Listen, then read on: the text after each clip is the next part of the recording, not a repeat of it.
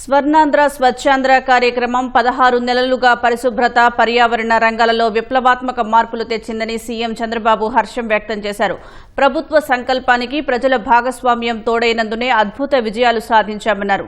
ఇదే స్ఫూర్తితో మరింత కష్టపడి పనిచేయాలని పిలుపునిచ్చారు. జాతీయ స్థాయిలో అవార్డులు సాధించిన గ్రామ పంచాయతీలను అభినందించారు. భవిష్యత్తు లక్ష్యాలను నిర్దేశించారు. నేటి స్వర్ణాంధ్ర స్వచ్ఛాంధ్ర కార్యక్రమాన్ని విజయవంతం చేయాలని పిలుపునిచ్చారు. సీఎం చంద్రబాబు స్వచ్ఛాంధ్ర కార్యక్రమంపై ఉన్నత స్థాయి సమీక్ష నిర్వహించారు. సుమారు 150 మంది ఉన్నతాధికారులతో ఆయన వర్చువల్ గా సమీక్షించారు. స్వర్ణాంధ్ర స్వచ్ఛాంధ్ర కార్యక్రమం ద్వారా అద్భుత ఫలితాలు సాధించామన్నారు. 86 లక్షల మెట్రిక్ టన్నుల లెగసీ వేస్ట్ ను క్లియర్ చేశామన్నారు.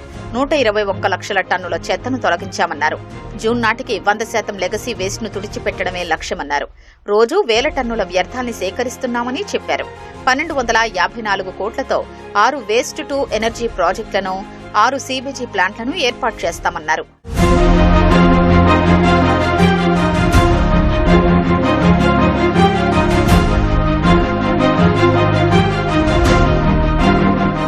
చెత్త ప్రాసెసింగ్ కోసం 107 ఇంటిగ్రేటెడ్ ప్లాంట్లు అక్టోబర్కి అందుబాటులోకి వస్తాయని సీఎం తెలిపారు.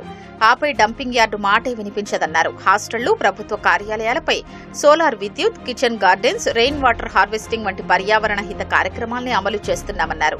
50 ప్లాస్టిక్ వ్యర్థ యూనిట్లను వినియోగంలోకి తెచ్చామన్నారు.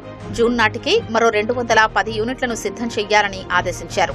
రాష్ట్రంలో ప్రస్తుతం ఉన్న 31.33% గ్రీన్ కవర్ ను 2047 నాటికి 50% పెంచేలా ప్రణాళికలు సిద్దం చేశామని తెలిపారు.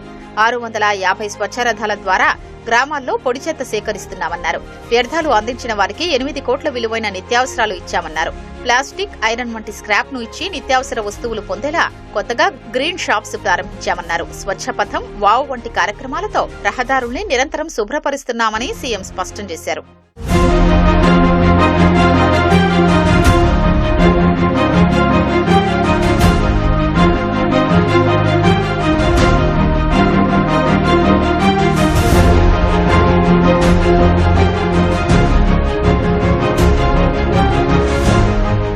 గ్రామీణాభివృద్ధి, సుస్థిరాభివృద్ధి లక్ష్యాల సాధనలో మన గ్రామ పంచాయతీలు జాతీయ స్థాయిలో ప్రతిష్టాత్మక అవార్డులు సాధించడం రాష్ట్రానికి గర్వకారణమని సీఎం అభినందించారు.